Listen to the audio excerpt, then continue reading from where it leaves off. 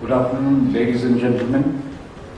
Well, I know I'm standing between you and the lunch. I shall try to be as brief as possible. First of all, I was told that it's going to be a panel discussion and hence no presentation. I'm sorry for that. So I'll speak a few sentences about my company for those people who don't know TCIL. Just to mention that TCIL is a multinational company of Government of India, operating at present in about 59-60 countries. And we are into the domain of telecommunication and IT sector. Now, coming to today's topic of how the PSUs can leverage IT for meeting their, making them more efficient and transparent. Of course, some facets of it have been covered since morning, and you are already aware of them. And right now, my friends, Prashant and Daljit also covered two facets of it. One was the ERP system, which definitely contributes to transparency and efficiency in an organization. And by virtue of using IT in PSUs, there are a number of ways in which transparency can be brought about.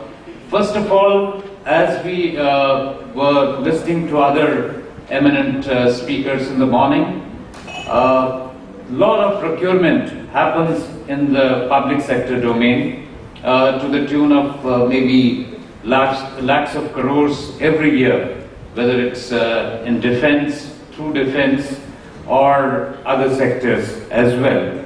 So e-tendering process brings about a complete transparency in the whole operation. We listened to Mr. Tripathi in the earlier session, how it helped the PSUs themselves in increasing their revenues, getting better returns for their money.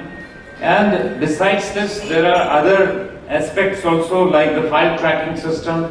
It's possible to do that, which was not possible earlier. And similarly, like, there has been a lot of challenges we have been faced with due to adulterations and misappropriation of not only money, many other things. It happens in fertilizers as well. And for Rashtriya Chemical Fertilizers company, we provided a pilot project where non-clonable IDs were used for the first time to track and trace the fertilizers from source to the last point. And the reason being that a lot of the ingredients for this are being misused by terrorists in creating homemade bombs, improvised bombs. So it's very important to track and trace these, fertilizer products from the source to the sink. So that is possible to do, and we have helped in that particular process. And Government of India has been planning to implement this for other products as well. Besides this, the public grievances. Now, there are many public sector enterprises who are into public service. So it is possible to have a proper portal, some of them already have, and ensure that people freely express their views, opinions about the services. Even the Prime Minister of India now is open to suggestions, and if it happens at the top government level, there's no reason why the PSUs would be away from this. Besides that, so far as toll collection, for example, the revenue collection, there is a lot of subjectivity in this. I have been sort of mentioning this in most of my presentations, that without IT, there have been revenue leakages in this country to the tune of thousands and maybe lakhs of crores, which we are not even aware of. And I quote the example of Gujarat-Maharashtra border. In Gujarat-Maharashtra border, there is a toll collection, equal collection. Vehicle coming from Maharashtra side deposits 50 rupees and 50 rupees in Maharashtra one, and vice versa. So ideally, even a stupid person on the roadside will say that their revenue collection should be equal. True, but it's really shocking that in one toll post, there's a difference of 500 crores in a year. Why does it happen? Because for one, there is a complete monitoring on the IT level, wherein every time the bar operates for allowing the vehicle to go forward, person sitting in Gandhinagar, he can see at any point of time how many times it has happened and how much revenue has been collected. Whereas on the other side, yes, there is a computerized receipts, but we know what happens. So this is where transparency in this type of operation can take care of all this money which goes into the wrong pockets.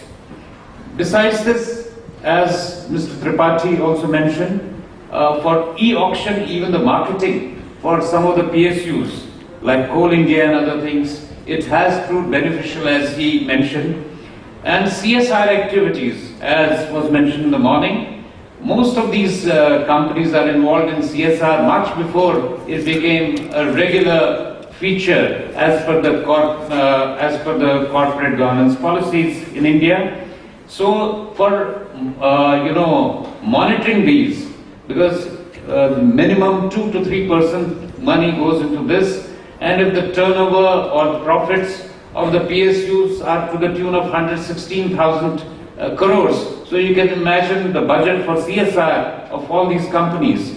So this also is one facet where the transparency helps in this particular process. About recruitment for examinations, Daljit has already mentioned how that can ensure an effective recruitment through proper testing mechanisms. Now coming to other aspects, the project management in most of these public sector enterprises is very important. And it's important to have PMOs, the Program Management Office or Project Management Office for all these major projects, because it's very important to ensure that all these projects are completed on time, within the given costs, and maintaining quality. All the three things become a challenge in the public sector enterprises, and with IT, with a proper effective PMO in place for all these major projects, and it can ensure that there is no cost overrun, time overrun challenges which we feel. Then besides that, every PSU in India has a huge manpower spread over a wide geography, and it's not easy to train all of them. Now, it can be ensured that a capacity building process, which is a continuous process, can happen with the help of IT. We at TCIL, for example, have established a Pan-African e-network wherein 49 countries of Africa are linked to India for education, and more than 15,000 students are undergoing various programs in MBA and other MSc IT, etc., from leading universities of India. Similarly, for education in health services, the continued medical education, all these countries are linked to 12 leading hospitals of India, including AIIMS, and experts speak on different subjects every week. Every day. There are about 72 such lectures in a month from all the experts from all these major hospitals of India. So this type of capacity building is easily possible when it comes to PSUs like ONGC, Oil India, who have rigs in all God-forsaken places. Similarly, for such people, it's important to have a proper health scheme to ensure that people who fall sick on the rigs or some remote areas, there should be immediate expertise available to take care of their health requirements. For that, telemedicine also is possible with the help of the IT sector, and the similar project, as I mentioned, we have implemented for the Government of India for the African nations. And one important facet is also report generation. So far, before the advent of IT, it all used to be manual and also subject to a lot of manipulation. Nowadays, it's possible to have a proper sort of MIS generated, which can be put to any use, including marketing, including tightening belt wherever it is needed. It's possible to do with the help of this IT. Then monitoring of the remote operations centrally for many such PSUs using SCADA systems. It's being done, and centralized monitoring so that you can not necessarily depend upon the local management for a control over the company. Even the top management can view on their dashboards. There are a number of experiments which have happened in Gujarat, and one of them also is the Sardar Sarovar Narmada Canal.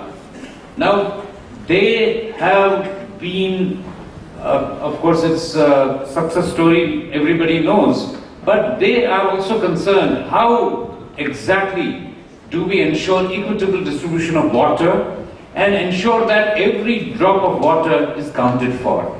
We did a consultancy project for SSNNL, and their concern was having automated gates for control of water. This is what technology can do. Not dependent upon the dictates of a few politicians who would say that put more water into my area and not pay for it. That need not happen. And this type of example can be replicated all over the country. And for DGS&D, they are also looking at some sort of non-clonable ID solutions for their challenges, because the products which they buy don't always percolate down to the intended beneficiaries. It's some other low quality product. So to control that quality also, this is easily possible to do. So there are so many things. I mean, of course the time is short, but at the same time I would like to mention, for example, for HR, now many organizations have biometric solution, biometric monitoring, biometric attendance system, which ensures that people come on time, leave on time, and the salaries, incentives, they are all linked to that. It's not only paper attendance, which can be manipulated easily. Security within the organizations, collaborative research, which is possible from one location to another, maybe in an institution of excellence. So there are innumerable benefits which the PSUs can benefit out of the IT. So I think I must wind up here. We are supposed to close at 1:30. I'm sorry for the delay. So thank you very much. Bye.